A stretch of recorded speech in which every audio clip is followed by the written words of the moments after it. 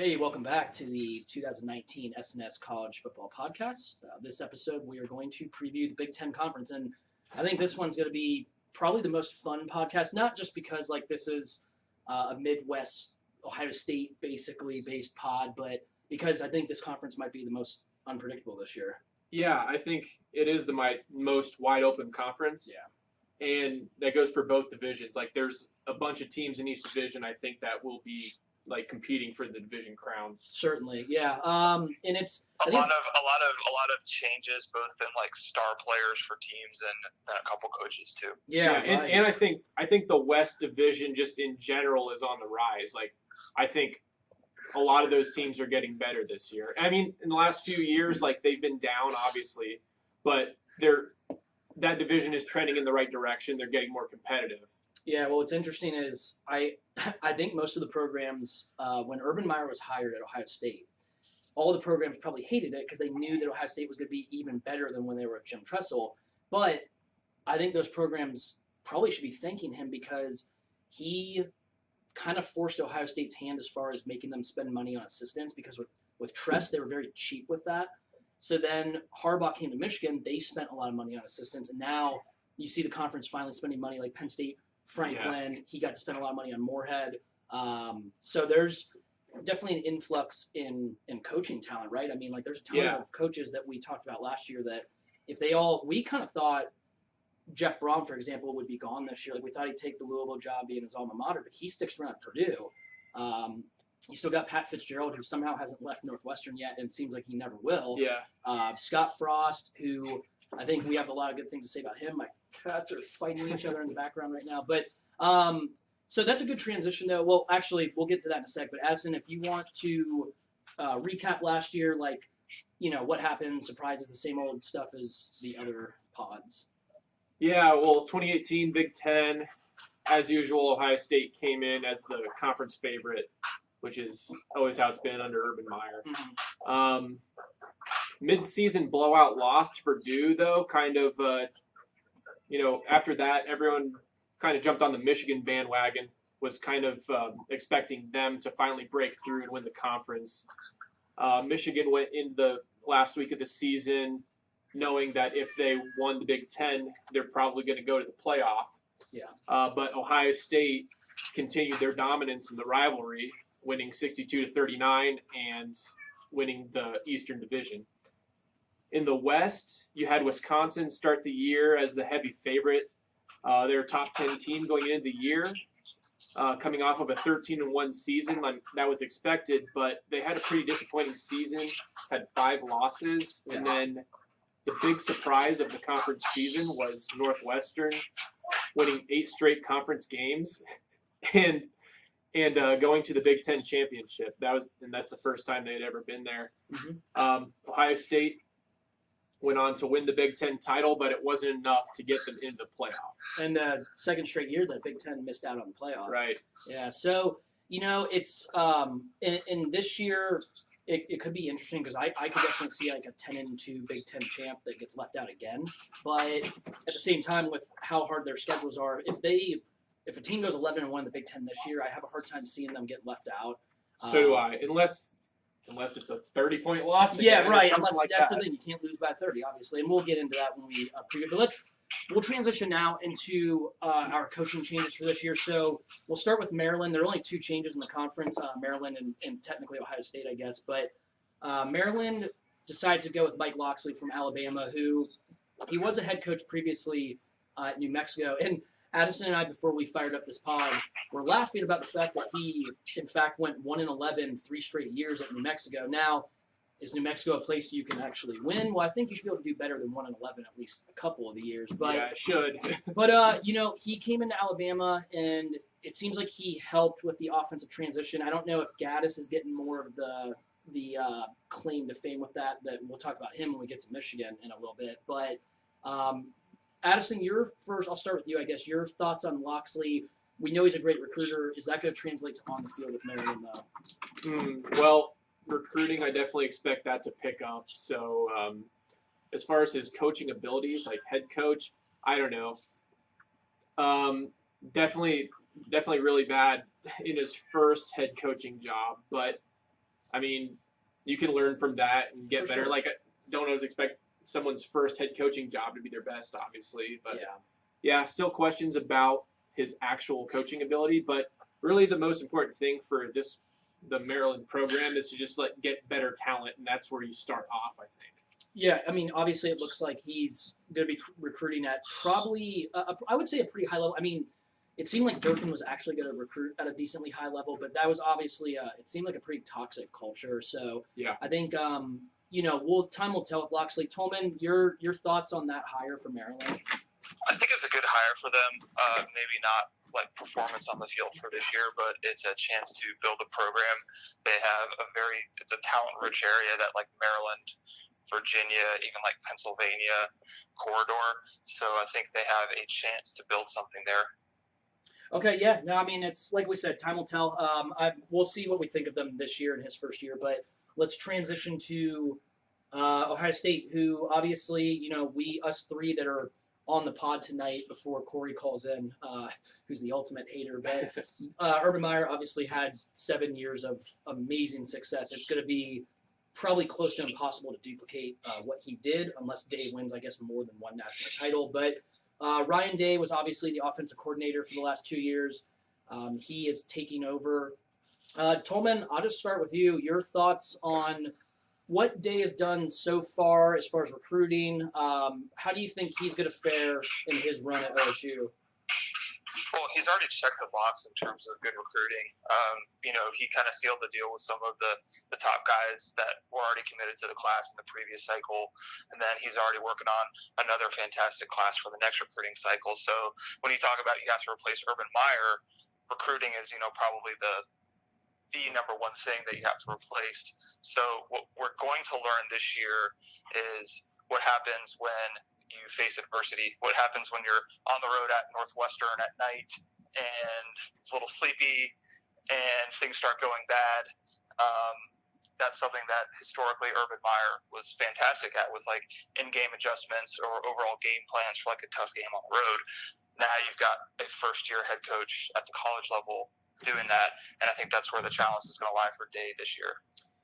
Yeah, I guess I'll go and then I'll let you go, Addison. But he's being Ohio State fans and like probably us knowing, like having some connections, knowing some people in the program. From everything I've ever heard with him, he's fantastic in living rooms. Like parents love him, and even though Urban did try to make it like a family-like culture, Day's taken that to the next level. Like in the Woody, there's pictures of all the kids' family all around the building now, and like it's like a super family culture. Like he's made his office accessible every minute of the day, which Urban didn't do. Even Tress didn't do that. So I think he's doing things his way. I think he learned from his mentor Chip Kelly, and he learned from Urban like some good stuff. But he's definitely, I think, putting his his fingerprints or like his blueprint, say you will, on the program. But he's revered as like one of the best X's and O's guys that you can find around. My question, I guess, to you, Addison, is how do we feel? Is it going to be is it like a time will tell with him as far as being the CEO, like being the guy that's now in charge of everything? Yeah, I don't really know like how that's going to go, but I do like how the transition went. It was pretty smooth. Kept like some of the staff, got rid of like a lot of the defensive guys, which we're happy about, which is good. Yeah. Needed change there, but keep Larry Johnson, keep Tony Alford, Brian Hartline. Yeah, all those guys highly regarded. Hartline is new, but he's been recruiting at a phenomenal level. Right. Day obviously had some had to be the head coach of a few games last year, so it was something that I think they wanted to do eventually. It just happened way sooner than they thought, but hopefully it works out kind of like Oklahoma did with Lincoln Riley, where you just kind of have the smooth transition. You keep the aspects of the program that were going well with Urban, and then Day puts a little of his influence on it, and then you get a good product. Yeah, and I think we'll get more into specifics when we get into the Ohio State team preview, but we'll save that the rest of Day and that for later. So let's go ahead and transition to our actual 2019 previews now. We're going to start with the Western Conference, the West Conference, I guess, which, like we said in the very beginning of this pod, for the last few years has been kind of like, it's like when we talked about the ACC Coastal this year. Like, we're not looking forward to it. A lot of mediocrity, like maybe not. I don't know. It still was kind of unpredictable, but like it's not as fun as this year because we think there's a lot of programs on the rise. Yeah. We're going to start with Nebraska. Again, guys, we use Phil Steele's magazine as kind of a guide. This is who he has winning the West. But Addison, I'll start with you. Your thoughts on Scott Frost in his second year at Nebraska? Oh, year two, we always talk about as a big year for head coach. It's the year when you expect to see a big jump a lot of the time if you've got the right guy.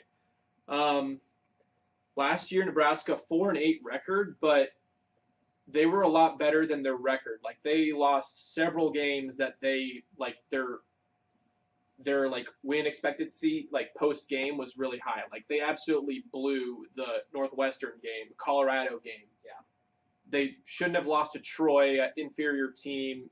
I think they gave up some like defensive touchdowns, like a punt return, I think, for a touchdown. I remember having Troy as a bet in that game. Afterward, that I had the wrong side but the right result type of thing. Yeah. They finished the season. They started off 0-6, ended up going 4-8. Finished the season in the top 50, which, I mean, for a team that was 4-8, you're like, okay, the metrics like kind of like them. Sure. I really like Scott Frost as a head coach. They get Martinez. He's a sophomore now. Started as a freshman last year, so expect him to develop. Frost still has some work to do talent-wise. Like, he's been recruiting better. I think it'll take some time before they're like a great team. Yeah. Like, not this year, but they can definitely win the division. Yeah. You know what, Tolman, I'll let you go, and then because I got some like metrics here that I'll get into. But your thoughts on, same thing I asked Addison. How do you feel about Nebraska this year? Are they, here's the thing, they are the media favorite. They're definitely the trendy team, but it's not unanimous. It's definitely not unanimous, right? That's the media favorite. Yeah, right. I don't think they're Vegas's favorite. I'm pretty sure Wisconsin actually is, if I'm not mistaken, but. At one point in time, they were the Vegas favorite to win the West, but I think they are. That's been changing around a lot between Nebraska, Wisconsin, and Iowa, I think. Okay, well, yeah. Just what are your thoughts on them this year? Are they? I mean, I'm assuming you think they're definitely a contender, but do you think are they worthy of that media favorite? They're a program on the rise. I think that they are worthy of being, a not unanimous media favorite, being one of the favorites. I think we love their quarterback, Adrian Martinez. I think there are questions on the defense. So they're going to need some more talent there to really, really, truly be a contender on the Big Ten and national scale. They have to replace Stanley Morgan, who's been like a pretty reliable security blanket at receiver for them. And so I expect them to be on the rise. I expect them to be somewhere in like the 8-4 range and be contending for the West title. Yeah, they. I think you guys nailed it pretty good as far as them on like a more macro level. I do like the energy that Frost has brought to this program. It's like the first time since I can remember as like a kid in the 90s feeling like Nebraska is going to be good at some point here. As Addison alluded to, I think their first recruiting class with him was pretty good. I think this next upcoming year, it didn't look that good actually, but there's a lot that can change between now and next year, especially if like they win and they like win the division or they beat Ohio State or something like in Lincoln. But they're definitely a program on the rise to where I think they're going to be a West contender every year with Frost there. Now, how long it takes, we don't really know for sure. But, last year, just looking at some of the metrics, the problem I had with them is they were horrific on defense. Like, opportunity rate, like success rate against the run, they were 88th in the country. Stuff rate, 117th. Sack rate, 112th. Passing downs, They're like in the triple digits for all these rankings. I mean, they couldn't move people on defense. They couldn't stop anybody. Yeah, defensively they definitely were not good. And I expect them to be improved. But the thing, I think the key for them, and Tolman alluded to, is that Adrian Martinez he looks like he could be a Heisman finalist, but he got banged up a lot. And Frost is going to ask him to do a lot, and they were pretty damn bad without him. So, he's the key. I think if offensively they can do anything close to what they did last year, then they definitely can win a division. But I am a little bit concerned about them not being able to stop the run, not being able to get to the quarterback. Especially in a division where you do have teams that play physical, in a conference that you play physical, and you have teams that can run the football.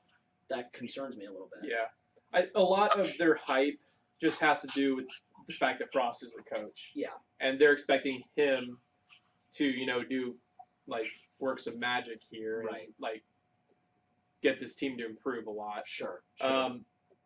I think the schedule works out pretty well for them as far as the big names in the East. They only get Ohio State, and it's at home. And that game it's in September, last week of September, so early in the season.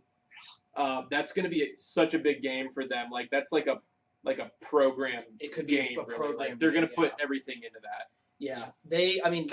Go ahead, T. Their only road games are out of conference Colorado. Then they have Illinois, Minnesota, Purdue, and Maryland as their road games. That is not bad. Yeah, I think that's the main reason, I would guess, is why this team is being picked by a lot of people to win. Is it's really a schedule play. We just said it. They get the two other, we'll call them the big boys of the West, like Wisconsin and Iowa. They get them at home, right? So that's a big deal for them. They do draw Ohio State, but they draw them at home, and that's a tough place to play. Lincoln's always been a tough place to play. So, are they the most talented team in this division? I don't think so, but I think they can win it because of the schedule. Yeah. Does Scott Frost have them relevant on the national title contender scale in the next couple years? I think he can in the next 5 years. Because I think he needs to get a few recruiting cycles in for that to happen. Yeah, I think he can be competing realistically for a Big Ten championship in that time period. I don't know about nationally. Yeah.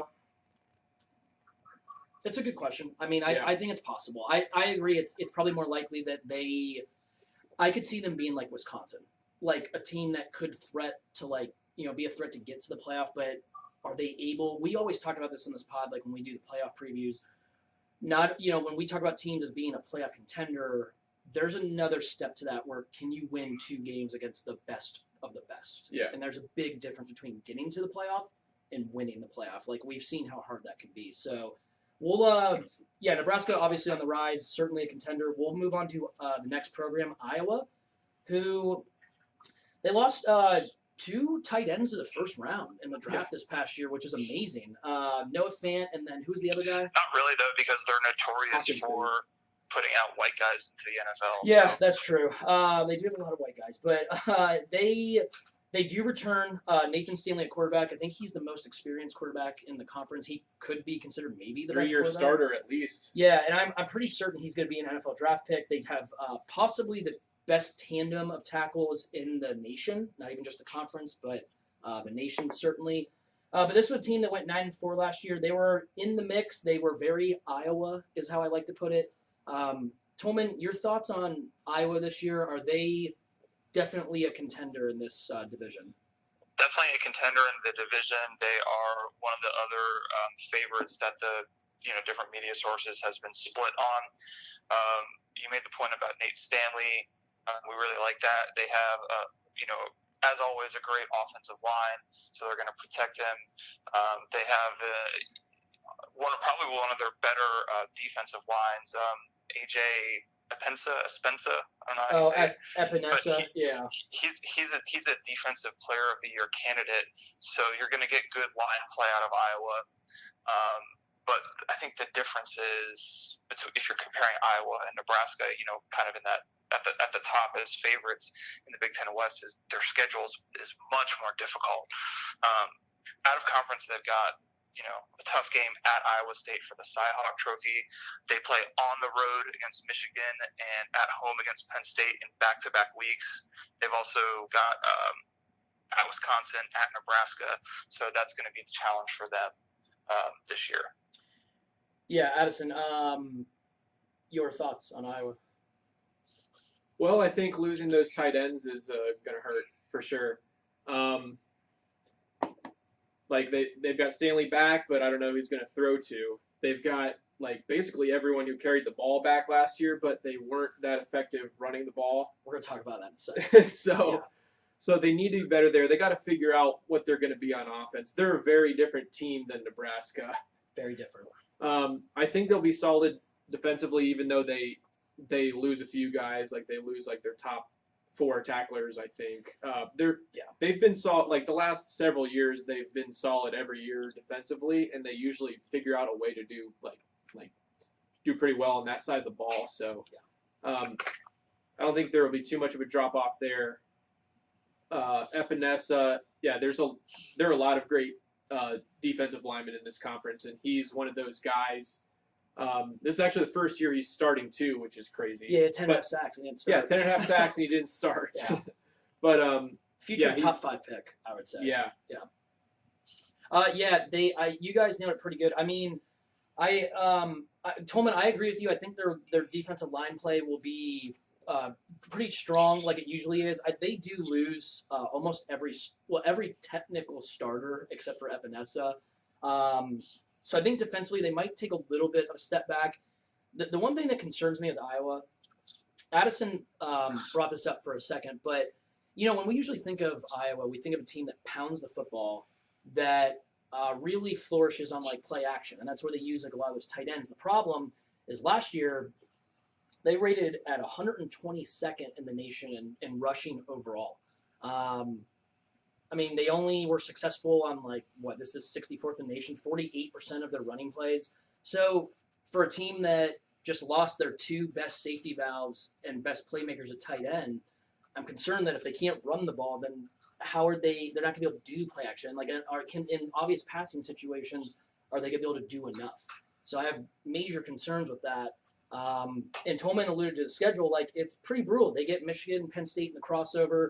They're at Wisconsin and at Nebraska, like the 2 other, I think, what are considered like maybe the co-favorites. So I think this team can definitely win the division, but it seems like with every team, I'm probably going to have some kind of major concern. And, it's kind of the opposite of Nebraska. Iowa's not going to give up big plays, but they're not going to be able to create big plays, I don't think. And I really question what they're going to be able to do on offense this year, even with Stanley and having those 2 really good tackles. So they'll probably go 8-4. It seems like that's what they do every single year, and that could be good enough to win the division. Yeah, I mean, certainly. So we'll move on to the next program.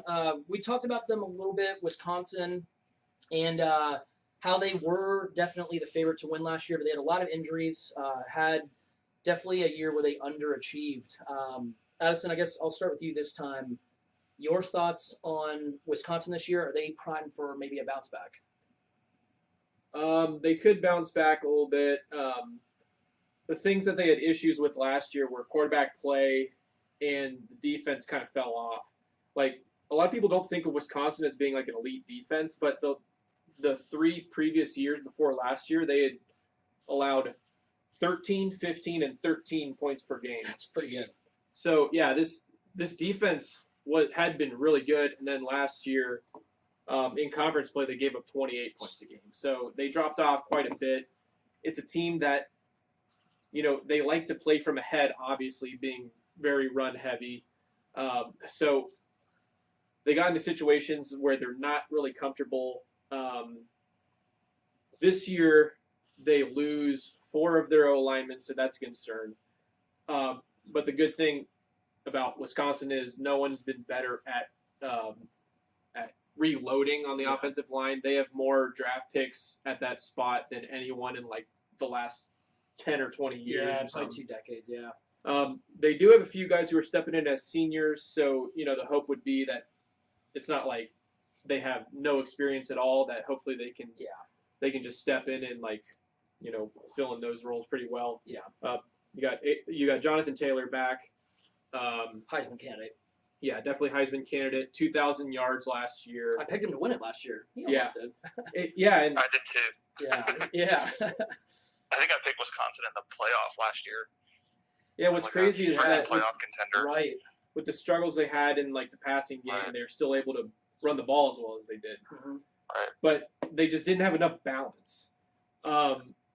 This year, with Hornibrook transferring out, it looks like there's a good chance that a true freshman steps in.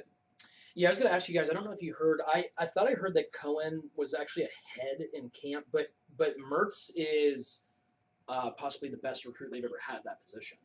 Yeah. You don't think of Wisconsin as getting highly ranked quarterback recruits, so that's definitely out of the norm for them. Yeah. But we'll see if that actually makes a difference, like in the next few years for like Wisconsin. Yeah, for this year, I'm not sure because I think everybody is now like a prisoner of the moment with how well Lawrence and Tua did in their freshman appearances, essentially, especially Lawrence. I think everybody just expects now these true freshmen that are 5 stars or whatever to come in and just light it up. And it's a really big jump from high school to college. And I'm not expecting Mertz to come in behind what is pretty much like 4 new offensive linemen and just light it up. And it's not exactly the most, quarterback friendly system. Now, Yeah. It does help that they usually always have strong line play and he's going to have Jonathan Taylor behind him. But last year, again, another team in the Big Ten that is like in the triple digits as far as creating explosive plays on offense. And their defense had a lot of injuries, but they could not get to the quarterback. They couldn't stop the run that well. They're very like middle of the pack as far as where they ranked in the country. They gave a lot of big plays on the ground. I do expect the defense to be improved though, just due to health. And I give them, if there's any program that I give the benefit of the doubt on the O line, it's going to be Wisconsin. Yeah. So I think this team is definitely a contender now. Tolman, what's funny is when you brought up Iowa's schedule, Wisconsin's looks even harder to me. Your thoughts on Wisconsin? I'll jump in. Yeah. Because their crossover games to the Big Ten East are arguably the top 3 or 3 out of the top 4 teams in the East. They've got at Ohio State, Michigan at home, and Sparty at home. So that's a challenge that they're going to have to face. And to Addison's, I think the first point that Addison made, their issues last year were at quarterback and on defense. And I don't see them, whether they go with Cohen or a freshman quarterback in Graham Mertz, I don't see them as having solved either of them. Also, you've got Jonathan Taylor, who incredible talent, but he's got probably over 500, maybe even over 600 carries in the last couple of years. Yeah. That's a lot. He's got a lot of wear and tear on him. So I'd be concerned about that. Yeah, and what's funny is I actually didn't even see this, but I just noticed that you mentioned those crossover games, which are obviously very hard. At the end of the year, they got 4 straight in the Big West where they play Iowa at home on November 9th, but then they're at Nebraska, who is off a bye, and then they play Purdue the next week, who is off a bye also, and then they finish at Minnesota. So, we keep saying they could be primed for a bounce back year. I wouldn't be shocked if this team somehow lost 6 games this year. Like seriously, and that's not like because they're bad or anything. It's just that the schedule is that hard. Yeah, but by bounce back, I don't necessarily mean. No, I know you mean On like the- could contend for the Yeah. division, like not like they can win 9 in the or something like that. win and loss column, but The roommates here. Do you want to make picks on camera right now, or no? You just want to be in the background? Oh, she picked actually. Here, this will be your first picks for the pod.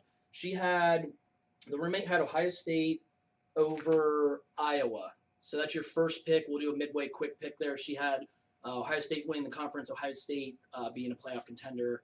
She says Michigan's going to disappoint like always. So that's pretty solid, actually. It's not too bad. But yeah, so but anyway, with go Wisconsin, ahead. obviously you're not going to be surprised if they win this division. I mean, they've been no, yeah, before last year, like going into last year, they were the favorite like every single year in that division. yeah. No, I think they certainly can win. With that schedule, how everything's shaping up, if let's say the O-line doesn't come together, I wouldn't be shocked if they had a down year. For sure. If Wisconsin doesn't have a good O-line, then They're that's done. big trouble. Yeah. All right, we'll move on to the next program. Minnesota Golden Gophers, who this is a weird team, man.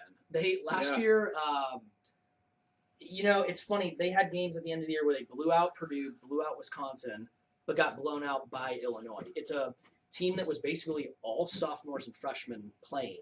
PJ Fleck in his second year, basically the first year he weeded out all the trash. Everyone bought in the second year. It's a team that at the end of the year it looked like we're not real sure if it was like Phil. Like I like how Phil Steele put it. We don't know if it was smoke and mirrors possibly, or if this was a team that looked like they were ready to take the next step. Addison, I'll start with you.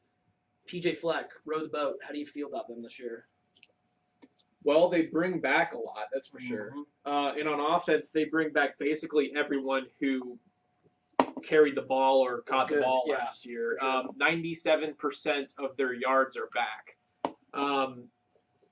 Last year, their top 2 running backs went down with injury, missed most of the season. So Muhammad Ibrahim ended up being the running back, and he had a pretty good year. He did. And then the other 2 guys are back, too. So now all of a sudden, they have a ton of depth at running back. Right.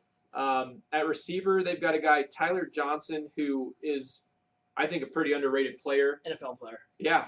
He had like 1,000 yards last year in an offense that can't throw. Exactly. He's the only guy at receiver, really, and the quarterbacks not great, and he had a huge year. So I think he's a really good player. They got 3 O-linemen back. They got most of the defense back. So I mean, they've got a ton back, and their schedule is more favorable. It's more like Nebraska's in terms of not having tough crossover games. They play Penn State and Rutgers. Rutgers, and Maryland. So, I mean, they have great crossover games. Right.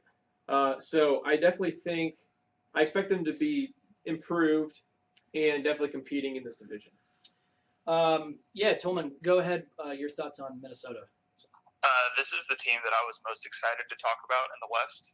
I'm buying in to PJ Fleck, and I'm rowing the boat here a little bit. But to Addison's point, I kind of want to hype up even more their running back group. I think it's absolutely fantastic. I think they have a lot of experience on defense coming back. It's like, kind of like a mediocre defense, but experience is going to help and elevate that group a little bit. So in the Big Ten West, if you can have, 3 fantastic running backs, Smith, Ibrahim, and Shannon Brooks, then you can control the ball on offense. And if you play, acceptable defense, you're going to win a lot of games.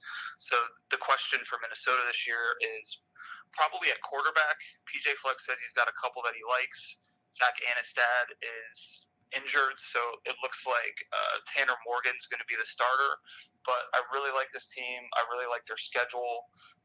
Their most difficult games are going to be Penn State at home, and then back, kind of a 3-week stretch of Penn State at home, Iowa, and Northwestern on the road. And actually, they close it with Wisconsin too, so it's a little tough down the stretch.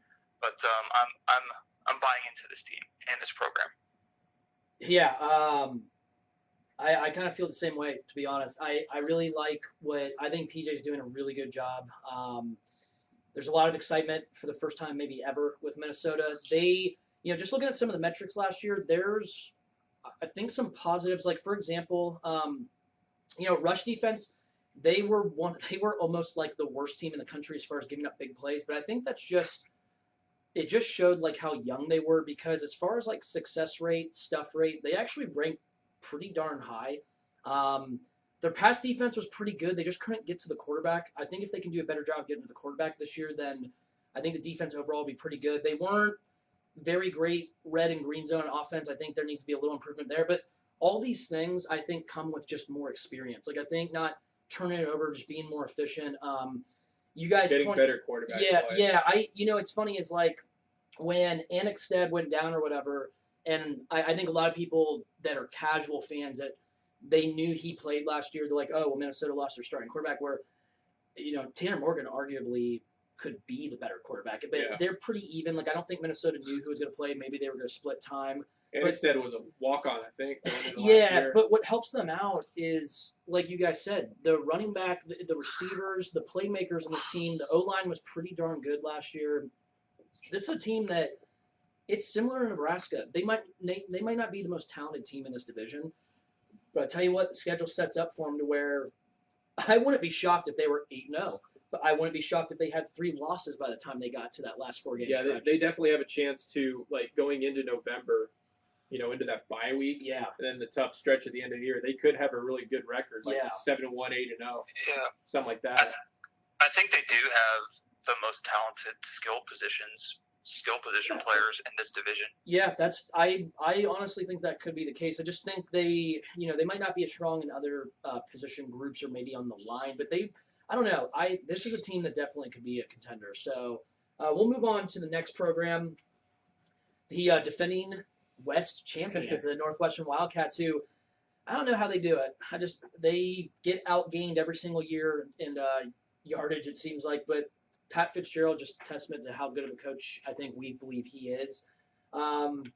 It's funny is they lose possibly one of the more talented quarterbacks they've had in a while in Clayton Thorson, but they're replacing him with Clemson 5-star transfer Hunter Johnson, who everything I've heard, listening to the other podcasts that we listen to, it sounds like he's tearing up camp, could give them an elite guy on offense that they pretty much have almost never had.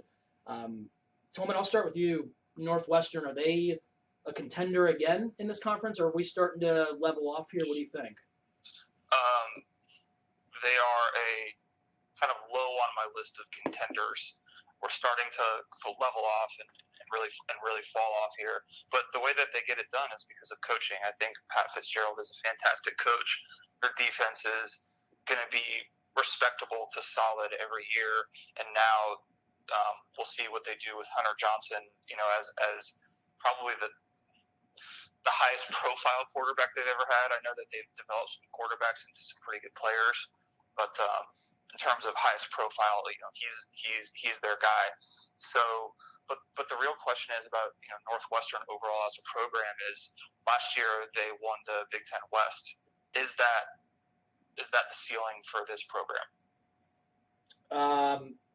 Yes, because I guess I'm answering, and then you can answer if you want. I just don't, as good of a coach as he is, and they actually have a decent recruiting class coming in this next year, but I just don't think they're going to be able to recruit on the level that Nebraska and Wisconsin are going to be able to. Addison, do you disagree with that, or what do you think? No, I mean, I think they're pretty damn happy about just getting there last year. They should be ecstatic about that. Yeah. So I agree. I think last year was kind of their ceiling as a program. So for me this year, I see them as a program that is just kind of flatlining. They are what they are, and then now you've got a couple programs in that division that we just talked about, Minnesota and Nebraska, that are on the rise, that I see potentially jumping them this year. They have spent some money as a program, though. They got that new practice facility. Yeah. But yeah, it is really fast. It's a really fascinating program. Just when you look at the way they're able to win games, like they've won 15 of their last 16 Big Ten games, and the only loss is a game they blew a 17-0 lead to Michigan. Outgained last year in conference play by 46 yards. Still won the division, only had one loss. The last 5 years, they're 29-14 in the conference, and they've been outgained. So you always wonder how they do it. Well, it's a nerd school. They play smart. They don't beat themselves. They were the least penalized team in the country last year, and they're well coached. Like we talk about, Pat Fitzgerald is a great coach. What he's able to do with the talent level that they've got and the standards, like academics and stuff. Getting this team to be able to compete and beat all these teams is pretty impressive. Just looking through the metrics, if I didn't know who I was looking at, I would think that this is close to Rutgers. I don't. How the flying fuck do they win the games they win? And it's just This is what I'm trying to tell Corey. Who I don't know if he's gonna be able to call in at some point here, but it's coaching. There's no other explanation. They last year 118th in the nation as far as like advanced metrics in rushing. Let's see, percentage of first downs coming on first or second down, 119th in the country. Plays of 20 plus yards, so explosiveness, 124th in the country. So you would think, oh well, Pat Fitzgerald, he's a defensive guy. Couldn't get to the quarterback, 115th in sack rate, pass completion rate, 116th. Rush defense, a little bit better, 18th, but gave up big plays on the ground. I mean, I don't know how the fuck they do it. Like, it's just amazing to me that we're talking about a team that's won 15 of 16 games in a conference that's considered like a solid conference the last few years, and they just find ways to do it. Now, I agree with you, Tolman. Like, I think this team we're starting to get a little lower on my list. I wouldn't be surprised if this team won the division again. If Hunter Johnson's as good as they're claiming he is, they're insiders, then they could surprise and win this if he's that good. But I just need to see more from them to do it back-to-back in a division that I think is as good as it's been in a long time. Yeah. And the thing about them, too, is you always expect them to play well, too, even like when they don't win. Yeah, for sure. Oh, you look at their games, they're always competitive because, like you said, especially they're the Big well Ten. coached. Yeah. Right. All right, well, yeah, they're always kind of a frisky team. We'll move on to the next program, the Purdue Boilermakers, who kind of a erratic team also last year, but a little bit different of like a lower tier Big West team. This team was a lot more explosive. They proved that against our Buckeyes on a terrible night in October last year, but they do lose quite a bit from their playmaking units on offense. They do return Rondell Moore, who's one of the best playmakers in the country. They do lose quarterback, but they bring back Sindelar, who actually beat out Blau last year to begin the year. Addison, I'll start with you. Purdue, what do you think about them? Are we still in the list of contenders? Are they a lower list contender? They're further down. I wouldn't be surprised if they won the division either, but no, they're definitely in the lower tier of these West teams. One of the things that really jumped out to me is out of the guys they have on scholarship, more than half of them are freshmen. Yeah, it's crazy. So I think depth is going to be a big concern. Now, the thing about it is, like, Brom did have a really good recruiting class last year for Purdue standards. It was 25th in the country. That is way better than what they had been doing. So he's turning things around there in recruiting, and I think they're getting better talent in now. And so you could see them continue to improve in the coming years. I think this year they're more likely to go like 6-6, which is what they've done the past couple years, be like that. But they're definitely a team that can surprise and upset people. You know, they got Rondell Moore. When you got explosive playmakers like that, you can, cause a lot of trouble to opposing defenses. Defensively last year, like 2 years ago, they were pretty solid defensively, and then they lost a bunch of guys. They fell off a little bit. They're really bad. Now they get a lot of guys back, though. Yeah. So you could see them improve again defensively. Sure. I think Jeff Brom could very well be the best coach in this division. It's incredible what he's done at Purdue. They were atrocious before he got there, and the fact that we're talking about them being competitive with like some of the big boys possibly winning this division, certainly they're not one of like the favorites this year, but the fact that we're just talking about Purdue being a team like on the rise that can compete, recruiting top 25, I mean, that's insane. The thing that was amazing, I thought, a couple of years ago when he took over is with those guys on teams that had been awful, winning like 2 and 3 games a year, he took those guys and instantly they were just like competitive again. Yeah. They looked like a totally different team. Yeah, and according to you can say what you want, but according to the metrics, this is why I made money on Purdue weeks 4 through 8 last year, or not 8, that's not our game, 4 through 7, because the first 3 games of the year, post-game win expectancy over 60% every time. They lost all 3 of those games. They should have won 9 games last year. Yeah. Now, you alluded to the defense a little bit, very bad last year, but they do bring back 9 of those guys. Yeah. And I do expect them to be improved. I am not a fan of Nick Holt as defensive coordinator. I don't really think he's that good of a coach, to be honest. What is that? But I do think offensively under Braum, I think Braum's a brilliant X's and O's guy. I think they're going to be very good on offense again. I would say they're probably getting down in the lower tier, but I wouldn't be shocked if this team won the division. Tolman, your thoughts on Purdue? Nick, I agree with you about what Brom's doing in the direction of the program. I still am going to question their defense. Mm-hmm. I did think for an extra moment about putting them on my contender list for the Big Ten West, but I think they're in the lower tier or even off my contenders list. So yeah, and probably 1 year away for me. Okay, yeah, no, I think that's totally fair. I mean, last year they 79th in the country success rate against the run, 98th against the pass. I mean, I mean, if they can just be a little bit better and be as good offensively, then they'll be all right. But I agree that you can definitely question the defense again this year. Next team, Uncle Lovey, Illinois. You know, I would say that this is the only team I think is 100% not a contender in this division. It is interesting that we've been talking about this team in the offseason.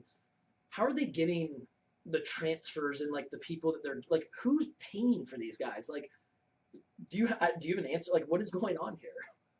I don't know. Maybe they like flying kites. Yeah, like I don't understand what's That's happening. what I thought of. Yeah, I mean it's Because it's windy there, everyone. yeah. Thanks. Yeah, we need an explanation. But yeah, Addison, I'll start with you. Illinois. I mean, do we? I guess this is the question, and Payne actually brought it up on their pod. Is this a team that are we going? Or I think it was Payne. It might have been Barrett. Are we going from like a team that's just not really competitive at all to a team that now can cover some spreads and is actually maybe just not a doormat? Well, I hope so, because I took them for the over on their wins this year, which was 4.5. It's plus money. Now their non-conference schedule is garbage. They should be able to win those 3 games. If not, then that's a really bad sign. You need them to go 3-0. Yeah. Akron, UConn, Eastern Michigan. And then they get Rutgers at home, so they'll be favored in all 4 of those games, and they got to upset someone. Those other games are tough. Yeah, they are go tough. Ahead, go ahead. Yeah.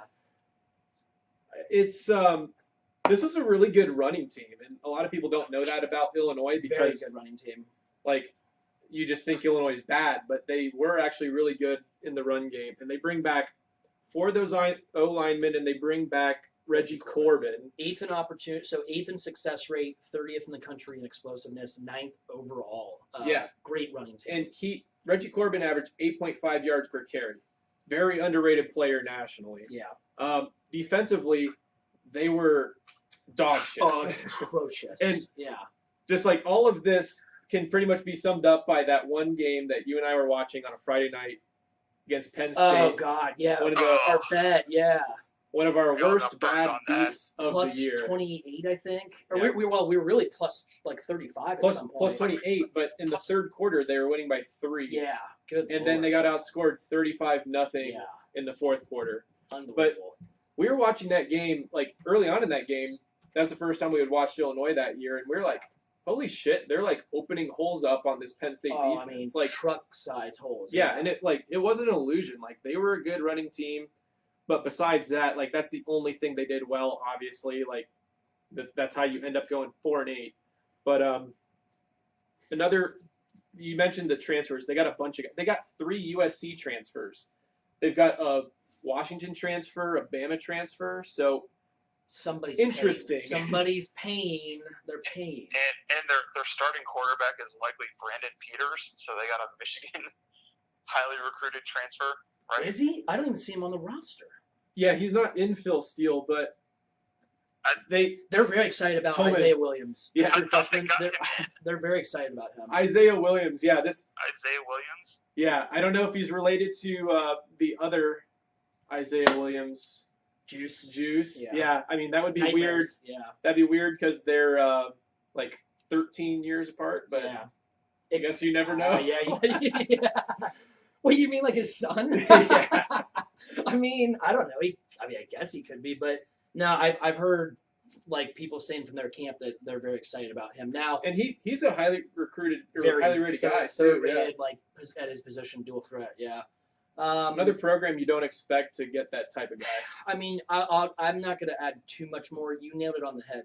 Elite running team nationally, bottom of the barrel nationally, everything else. So And all those guys are back.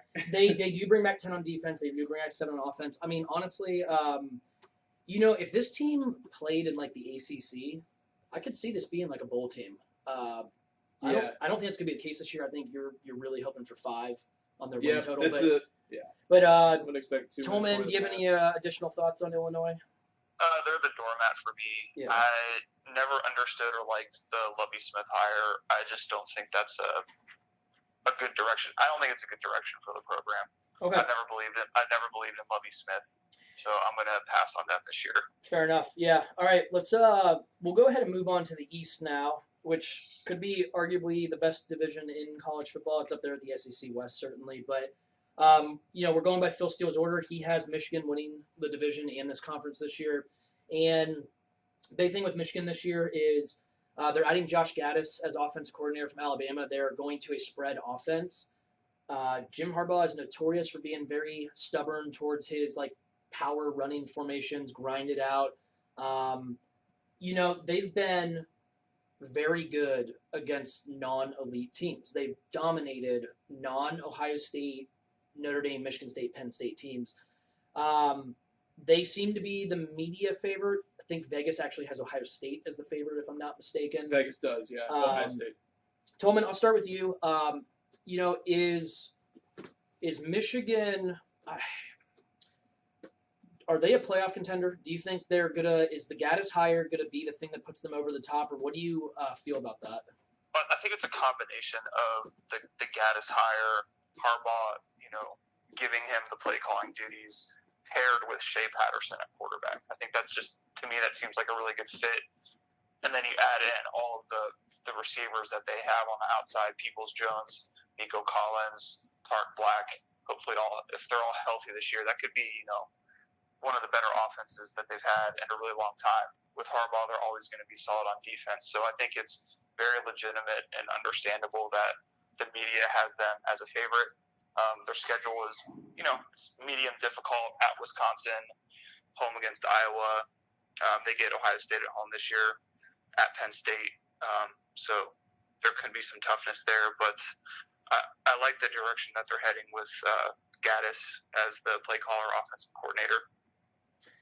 Yeah, I think we have said the last couple of years that it was necessary for Harbaugh to kind of catch up with like the times, or you know, I'm not against teams like being run heavy or playing power football, but I think with how the rules are and like just how the game is evolving, you have to at least have some kind of balance, and they really were missing that. Now, the thing that's funny about it though is last year they weren't in a spread, and they actually were pretty damn efficient passing the ball, but they couldn't really run the ball that well. So it's kind of surprising that the offensive line wasn't really moving people. I was really surprised by that. Now, Don Brown's defense is always really good. They got torched by Ohio State's speed, though. Like, they really have been lacking speed, in my opinion, the last few years. They only bring back 5 on defense. They do lose a lot of NFL bodies. I still expect them to be very good under Don Brown, but Addison, I'll ask you this. With them going to spread and going a little bit more up-tempo, if Harbaugh lets that actually come to fruition, do you think that actually hurts the defense a little bit, though, considering they're going to be on the field? I looked up the tempo and plays per game last year. Michigan's defense only, on average, was on the field for 59 plays a game. And I think that when I looked at where I think they're going to be, I think they're going to be on the field for 2 more possessions this year. So, is that more of a factor than people are letting on? Big key that you mentioned the word if. Yeah. If Harbaugh lets, If he actually lets this happen. I do question how much Harbaugh is going to turn over the reins of the offense. So we'll see as far as that goes. Right. Defensively, I've heard like this could be a very different looking Michigan team, like scheme wise on both sides of the ball. Because I've heard that they may be running more zone. I've heard that too. secondary. Yeah, I've heard that too. So track record on defense with this program has been really good. Like a couple of years ago, they lost a bunch of NFL guys and they reloaded. They've got some, big time guys they got to replace this year too. But I expect them to still be pretty good defensively. Up at the top, maybe not as good as last year, but still pretty good. Yeah. You mentioned the running game struggles, and there's less talent in the backfield this year. They've got no one left from last year, really. Well, last year, red zone, they were 126th in the nation in conversion rate. Yeah, so not good. So really, Michigan fans would hope that this spread offense really comes to fruition and they can utilize those receivers, because I think that's where all the talent is. Yeah. And the receivers, they have a ton of talent, but they haven't lived up to it because of a combination of injuries and the scheme. Opportunity. They just don't get the ball that much. Yeah. Go ahead. Another funny thing about this is, and you always think of this as a good way to just ruin your offense, is I heard on the radio Harbaugh said that he wants to play 2 quarterbacks. What is he doing? Why? He just likes both guys. The scheme fits Patterson. And honestly, we questioned coming into this year that if they had the same scheme, I actually thought they should go with McCaffrey. So it is kind of interesting that he's thinking about that. I think you brought up a really good point that the casual fan won't think about, is the fact that Don Brown's being kind of forced to go to more zone. Don't fix it if it's broke type of thing. Michigan's been very, very good on defense the last few years, so I'm very curious about that. The big wild card with this team for me is, does Harbaugh let Gaddis do his thing? And how does that work? Because, best case scenario, they do have the playmakers. They have Ohio State in a year where, regardless of how smooth that transition is, and we'll get into that in just a second, this would be, everyone talked about last year, this would be the year that Michigan wins this division and this conference. Oh yeah. So this is the year they have to do it. If Harbaugh doesn't do it this year, he's never beating Ohio State. I'm telling you that. Yeah, there's a lot of pressure. Yeah. Michigan hasn't. Well, first of all, they've struggled against all the rivals. Michigan State, Notre Dame. Harbaugh hasn't beat OSU. Right. He's 500 against Sparty. Right. Lost to Notre Dame last year. They play again this year. They haven't won the Big Ten. This is astounding. Since 2004. It's crazy. Yeah. Yeah, it's absolutely insane. And since the division format, they haven't even won the division. Yeah, no, they've been very mediocre, Yeah. and I think that's a lot due to bad coaching. Harbaugh's definitely got the program right on the cusp of where they want to be, but they're not quite there because they're not winning the games that matter most to a blue blood program like that. Yeah, you got to you got to beat the good teams. The good teams in the division. Those are the tiebreakers. It's all that matters. It doesn't matter if you beat down the rest of the Big Ten. If you lose to Ohio State and then go to a bowl game and lose every year, that's not good. So yeah, we'll move on to the next program, our hometown team, the Ohio State Buckeyes. Obviously, we already covered Ryan Day transitioning in as the new head coach, new defensive staff this year, keeping some guys obviously, but big news in the offseason. Dwayne Haskins declares for the draft, which was no surprise, but they add Justin Fields in the transfer portal, who, by all accounts, coming out of high school, was one of the highest-rated dual-threat quarterbacks of all time, and right there level with Trevor Lawrence, who obviously we all know what he did last year. But there were some rumblings down at the University of Georgia that he didn't beat up from. We don't know the full story of what kind of opportunity he was given there. The Georgia fans say that he was given every opportunity and he just couldn't beat him out. But Fromm's a really good quarterback. Yeah, Fromm's done very well for Georgia, obviously, and he's the incumbent. Yeah, he was the incumbent, right. So it's not an easy thing to do. Right, but I think that's obviously a pretty big wild card. Obviously, Ohio State last year, Addison. I'll go to you and let you have at it. But defense was obviously very surprisingly bad last year. Your thoughts on OSU this year, and are they still the most talented team in this conference? Most talented for sure. Yeah. Some of the big problems last year for Ohio State: penalties, dead last in the country in penalty yards, and that's been a theme for the last couple of years too. It's interesting. They need to fix that, And it happens on both sides of the ball. The O-line's gotten penalties, the secondary's gotten penalties, so they need to clean that up on both sides. Well, Isaiah Prince is with the Dolphins now, so there won't be Yeah, penalties from right and tackle. and we're not going to be playing press man the whole He's time. starting every drive 1st and 15 Yep. with Isaiah Prince Oh, as your yeah. left tackle. Yep, that's the roommate's favorite play. Right But yeah, tackle. go ahead. Yeah. And we're not going to be playing press man in the secondary, so there's going to be less chance of getting like holdings, pass interference, and that kind of stuff. I think that'll be good for the secondary. The other thing was the big plays defensively. Like, we gave up more 80-yard plays than probably the last, 50 years combined. Yeah, it was lot. just insane. And it happened on a weekly basis. And, every time you just got used to it after a while. It just happened so many times. It was really embarrassing. I mean, it's Ohio State. It's the Ohio State University, and they are in the triple digits in the nation explosiveness on defense. It's absolutely unacceptable. yeah, and they're backbreaking plays. You play because besides that, they were not a bad defense in terms of efficiency numbers yeah. and that stuff. Yeah. But when you give up those big plays, that's all that matters. it just yeah. throws all of that out the window. You can play good defense all game, but you give up like 3 big plays, 21 points. Yeah, I guess I'll go and then I'll let you wrap it up, Tolman. But this team, their problems last year were definitely giving up the big play on defense. As Addison said, they actually were decently efficient, but the big plays were the big problem. And I think a lot of that, from what we understand as being kind of OSU insiders, is the scheme was really complicated. When they brought Chris Ashton in 2014, it was to clean up a complicated scheme. And they simplified things. The defense was very good the next few years. They obviously won a national title in one of those years. Under Schiano and Bill Davis, they went to a lot of NFL complex blitzing schemes, a lot of complicated stuff that have a lot of these 18, 19, 20-year-olds thinking a lot. And I think when you have better athletes on one side of the ball, you really should just simplify it and let the kids do what they do. And from everything I've heard in camp, that's what Hafley and Madison are doing. They've simplified the playbook. I've heard the defenses look very, very fast and very good in camp. Now, that's stuff from the OSU insiders, from people that are probably going to be biased. We'll see it on the field coming up. But, talking about them offensively last year, first time in a long time that I remember OSU actually being not that good of a running team. Success rate, 45th in the nation. Rushing explosiveness, 120th in the nation. Pretty surprising when you got Dobbins and Weber back there. Yeah. Now, a big part of that is, I think, scheme. They, midway through the year, or even earlier than that, they realized Dwayne Haskins is not going to be able to run zone read in Urban Meyer's offense. They went to a downhill blocking scheme away from the RPOs, and the offense struggled because of that. Dobbins was trying to hit too many big plays.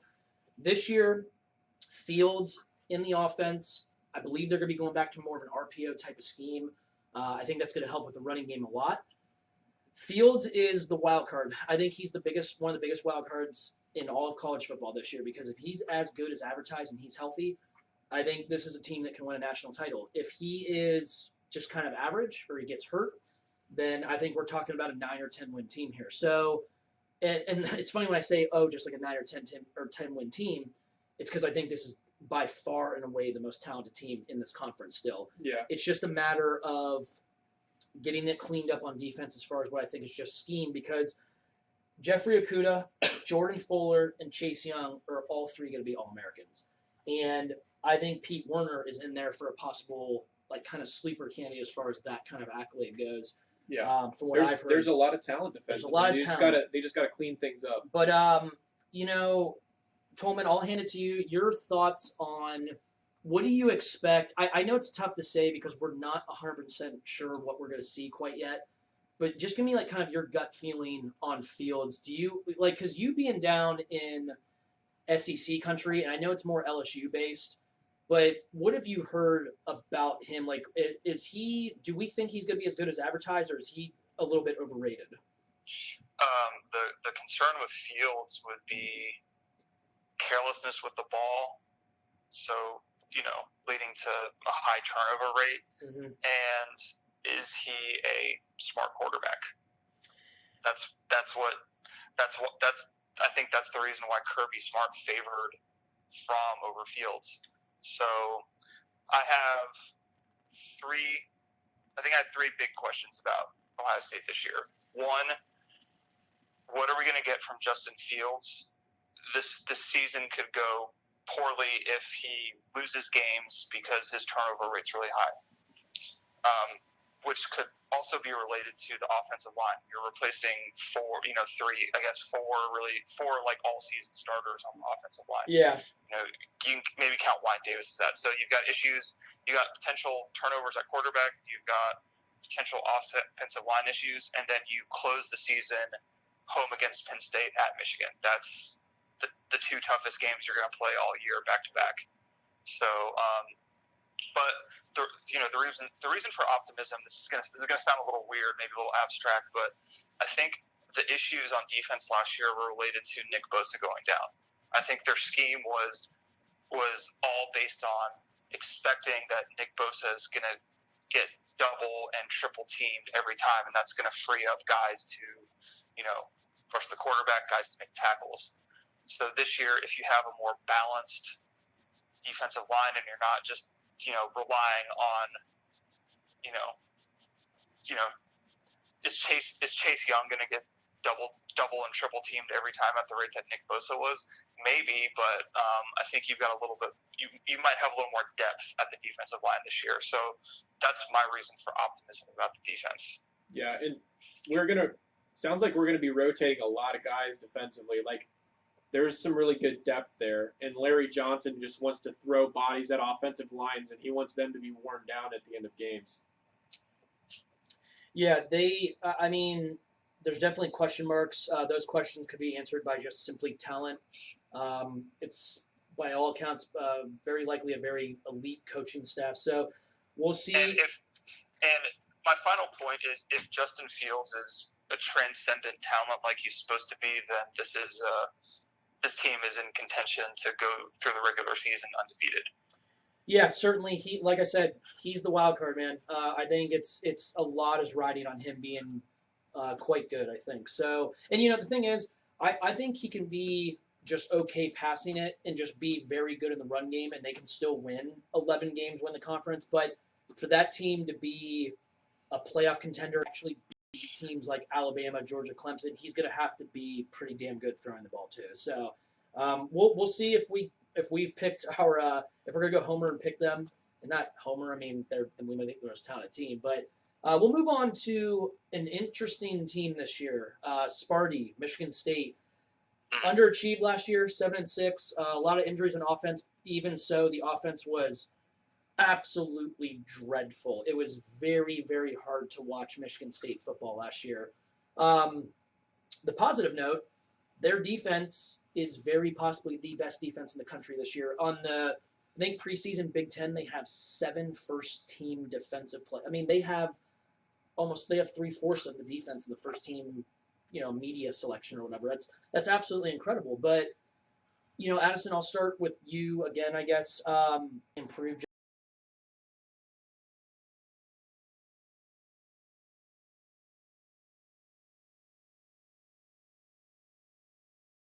Just simply because of health, or what about their weird coaching rotation that they did there? Yeah, that's interesting. Yeah.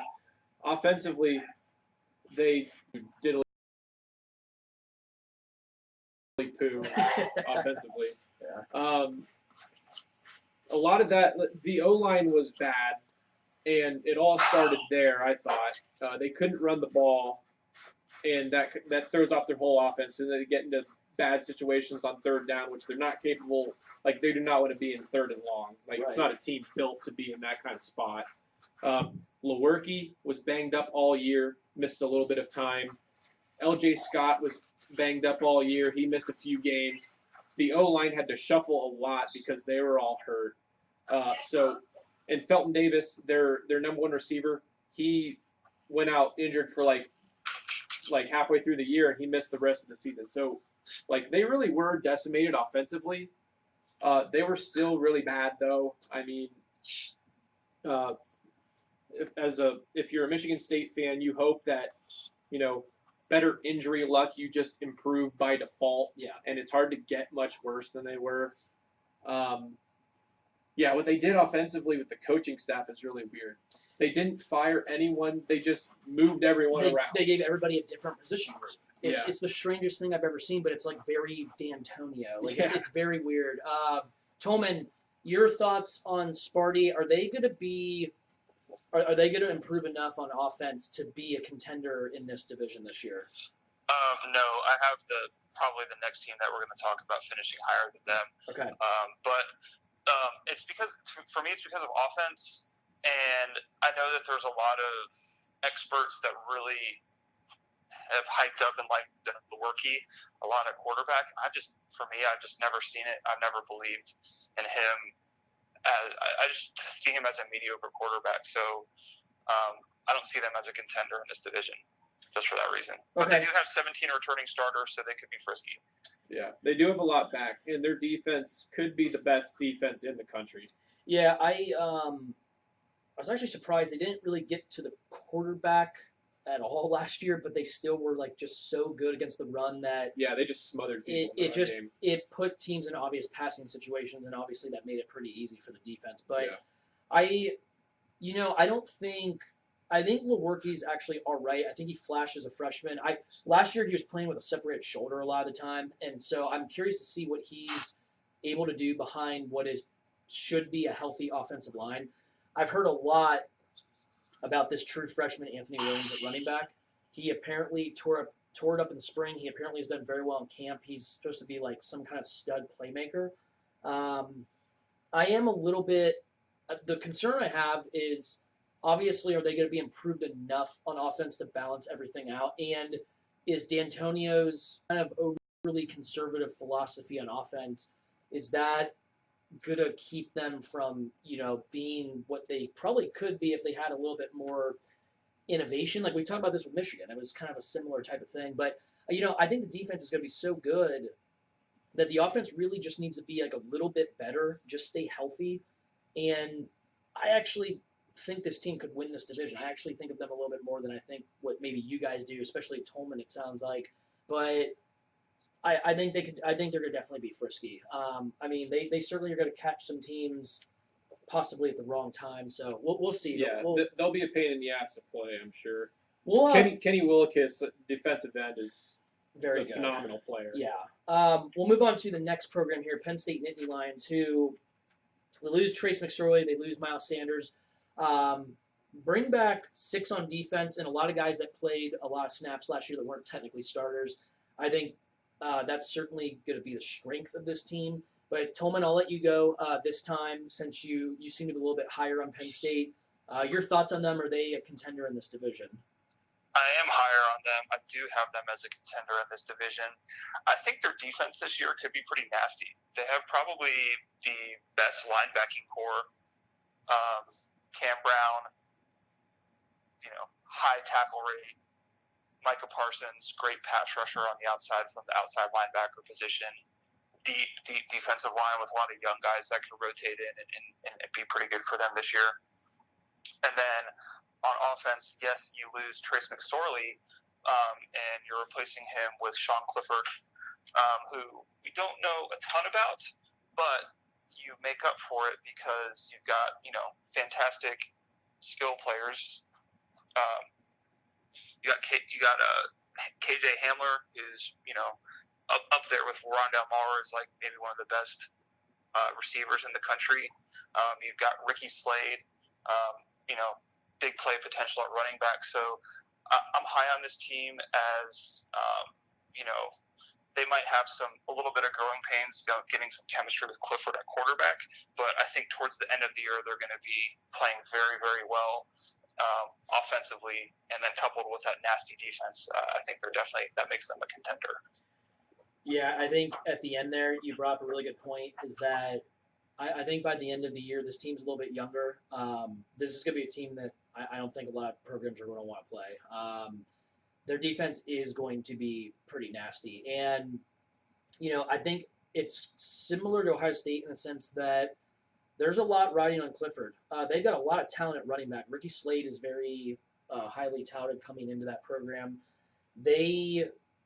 I think if they can simply just be, if Clifford could not turn it over and they can be just good on offense, be efficient, Last year, very good rushing team. Passing, they actually weren't that good. McSorley's legs helped them a lot, but they're definitely going to be even better on defense, like we said. The one question I always have with this team is James Franklin in game.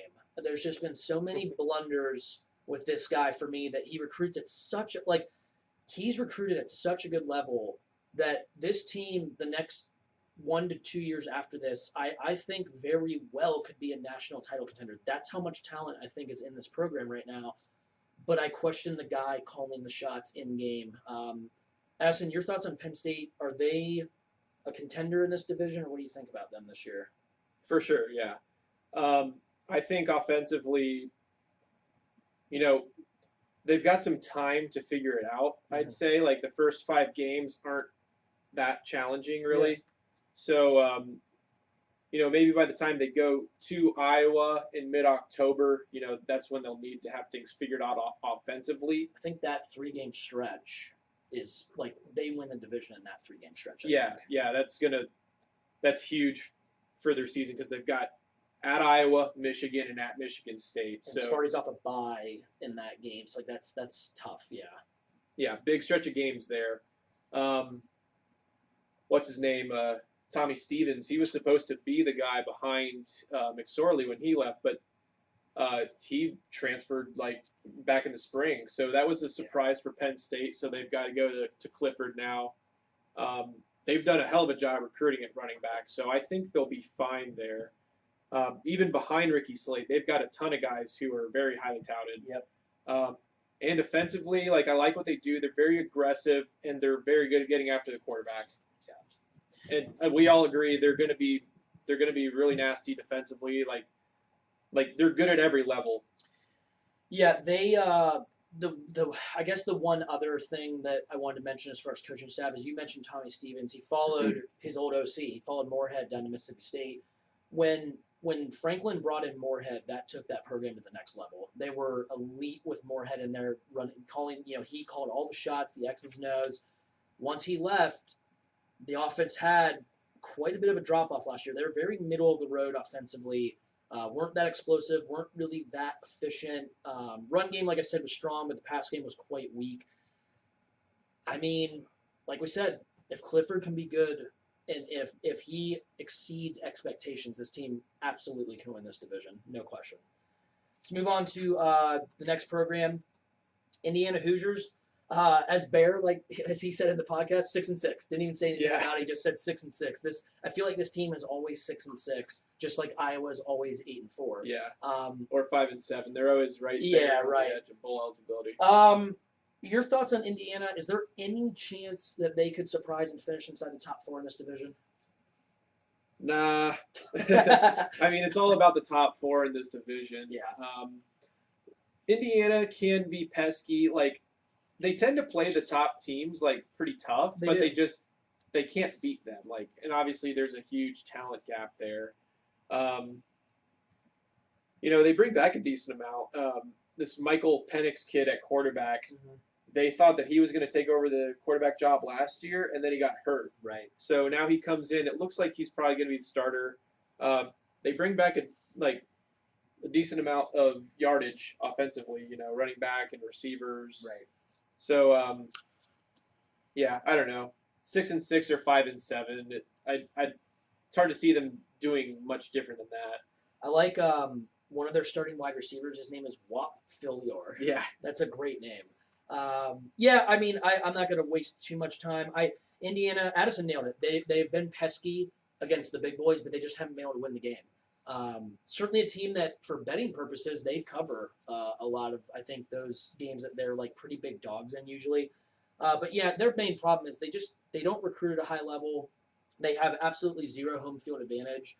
And it's usually an away game for them if they're playing Ohio State. It is, yeah. But Tom Allen, he has a lot of energy. It seems like the program is not going down, but it's not really going. It's really hard in that division, right? I mean, there's 4 programs that are quite good. Well, for Indiana, if you make a bowl, that's a good season. That's I mean, they used to be a team that wins 2 games a year. Yeah, so right. I mean, I think I think they're fine with where they're at, like program wise. I agree. Tolman, any additional thoughts on Indiana? No, I agree with you guys. Okay, let's move on to Maryland Terrapins, who we talked about them just a little bit with Mike Loxley taking over as head coach. This is a school that I think is capable of actually recruiting at a decent level compared to like Indiana, who I think is going to struggle because Tolman, as you said, Maryland's kind of in that like a good football belt, like an area of high recruiting. Virginia, New Jersey, Maryland, Pennsylvania. They certainly can dip their toes in the water, so to speak, and get some decent recruits. But they are going through a transition with coach this year. They bring in Corey's guy, Noodle Arm, Joshua Jackson from Virginia Tech. They seem to be decently excited about him, but Maryland reminded me of Illinois last year. Pretty good running attack, I believe. Yep. Addison, I'll let you start. Is Maryland is this a team that has any chance to crack the top four?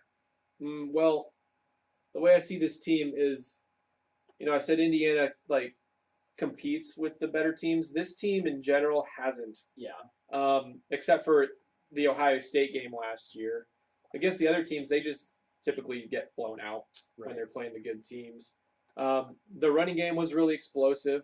They've got a bunch of good guys in the backfield. They're especially explosive against Ohio State. Yeah. They're like the team, like, so I think we agree Anthony McFarland is that explosive running back, right? Yeah. They're like the team that could win a first quarter. Like if they could get a couple of big plays from bust a couple of big runs in the running game and be up like 14-0 or 14-7 in the first quarter, and then not compete for the rest of the game. Yeah. I mean, he averaged 7.9 yards a carry last year. Yeah, they my big problem with them is they don't play any defense.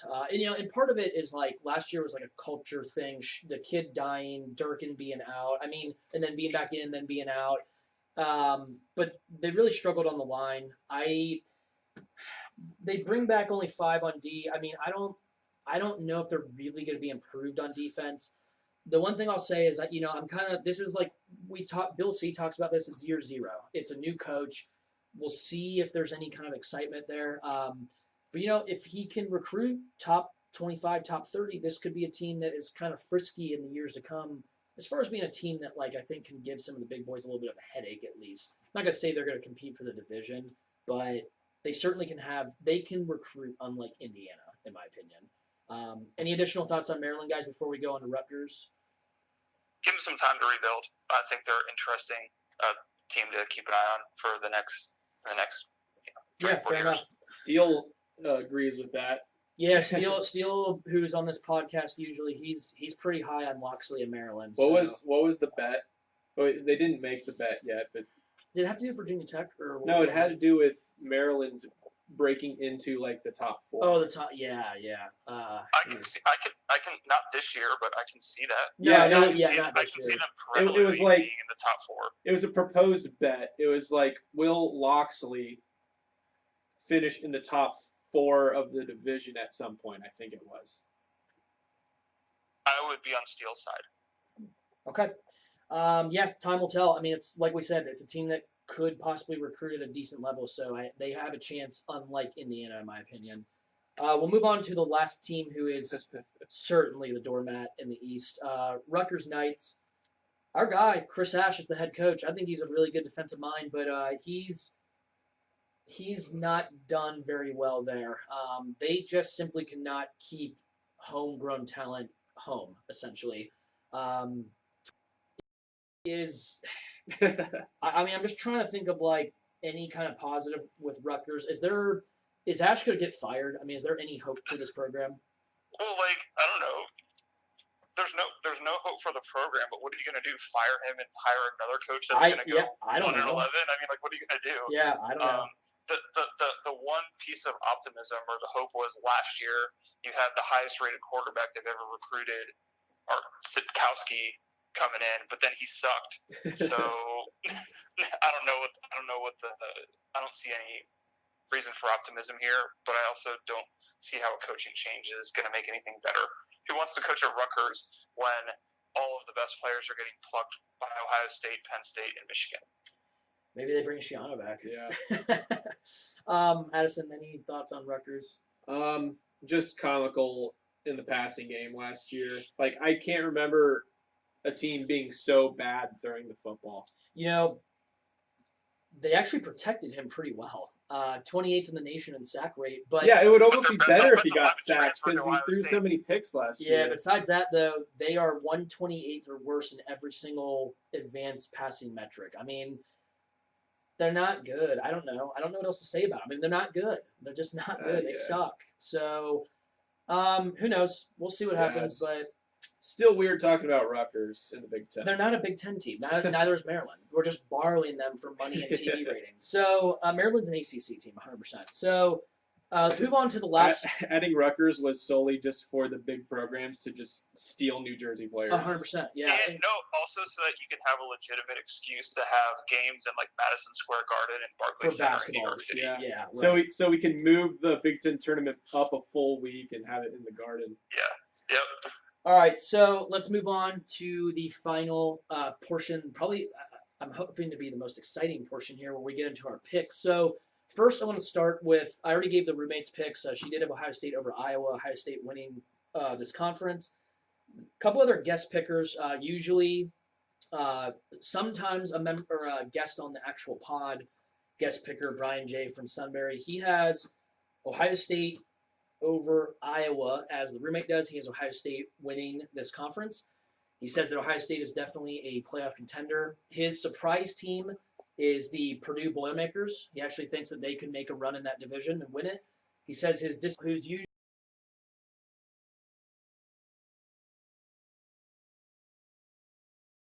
usually on this pod as well.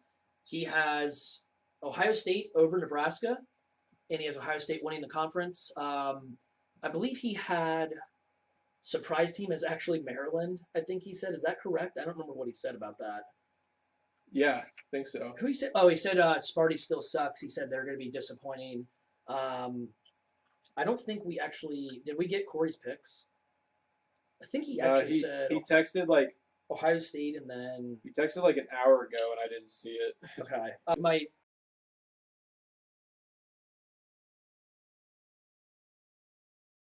Have to add that in. I don't know who he had.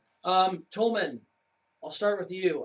I'm curious. Alrighty. Who do you got in the East and West in this? I get to do it now. Yeah. Okay, out of the West, I am gonna row the boat. I'm gonna go with Minnesota out of the West. Wow. I'm gonna do it. Yeah. It's part of that. It's a gut feeling, but I'm really liking PJ Fleck. I think the defense is going to be improved with all they got coming back, and I love their skill position guys. On top of a very, very favorable schedule, so I'm taking Minnesota out of the West. Out of the East, this is supposed to be the year that Michigan wins, and if they don't, they're in trouble. This is supposed to be the year that a lot of people are picking Michigan. This would be the year to do it, but fuck Michigan, fuck Harbaugh. They're going to choke. Ohio State takes the East. Ohio State over Minnesota. Okay. Yeah, interesting in the West. Addison, your East and West champs and your conference champ. In the West, deciding who would win, I narrowed it down to Nebraska and Minnesota, and I'm going with Nebraska. Those two have they get the best draw schedule wise. I think Nebraska is ahead of Minnesota going into the year, so that's why I'm taking Nebraska. In the East, yeah, we've talked about Michigan. It's supposed to be their year. I mean, they play Ohio State, Michigan State, and Notre Dame all at home. I mean, Notre Dame, not that game matters in the Big Ten, but nationally. Right. I mean, Phil Steele's got him in the playoff. Everyone always wants to think that Michigan's back and everything, but I'm going with Ohio State, of course. Yeah. Yeah, in the West, I'm with you, Tolman. I'm rowing the boat. Yes. I was actually between. I thought I was going to be the only one. Yeah, I thought I almost did too. I thought I was going to. I was between them and Iowa, to be honest, but Iowa's schedule is just so brutal, and I'm really, like I said, I'm really concerned about them being able to make plays on offense without a strong running game and those tight ends now. But Minnesota, everything you said, Tolman, it's more of a schedule play. I don't think they're the most talented team in the division, but I think they're right there with the other teams, if not like just right behind them. And It's like they're good enough, and I just got a feeling that their talent is good enough, and Yeah. they're going to get coached well. yeah, I agree. I really do like them to take the West. I think Nebraska is a year or two away from maybe being like the consistent favorite with Wisconsin, though. If Wisconsin can right things, but I think this is the year for Minnesota. I like what Fleck's doing. In the East, I went back and forth. Ohio State definitely has a lot of question marks, but I think that Day is going to live up to his own hype within like the coaching industry, and I don't know if Fields is going to be elite or not, but I think just simply the fact that they're going to be running the football, I believe, like they used to, and the fact that I really think the defense is going to surprise. I think they're going to be actually quite good. From everything I've heard from camp, they just look really, really good, really fast. I think they're going to take the East, and I think they are a playoff contender. I think we had Upshot. He wanted to make a little guest pick. He actually has Ohio State and Wisconsin, so we had another different West champion, and he's got Ohio State winning the conference. So I'm a little surprised that this is now 5 for 5 Power 5 conferences that we have a unanimous champion on this pod. I really didn't think Ohio State was going to be picked by everybody. I didn't either. But it's just a testament to their talent. There's much more talent on that program than everybody else. I mean, it is hard to not go with the most talented team. Like you're never going to pick against Bama. You're never going to pick against Clemson. Right. Ohio State recruits at that level. Right. And it's a different level than everyone else in the conference. So the other teams kind of have to prove that they are better than Ohio State before you're going to believe it. Yeah. Okay, so that actually wraps up the preseason Power 5 conference previews. I believe our next pod is going to be our national preview. We're going to cover the playoff contenders. So obviously those Power 5 unanimous champions, we probably think those are playoff contenders. We'll have some other ones thrown in there.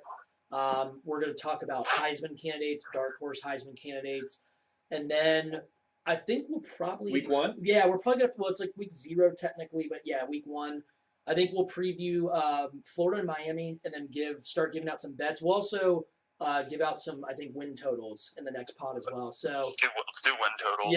Yeah, we got some. I think we're more into that this year. We've got some good stuff already. So look forward to that, and leave comments and questions down in the comments section. Hit the subscribe button once that's up there, and we'll see you in the next pod.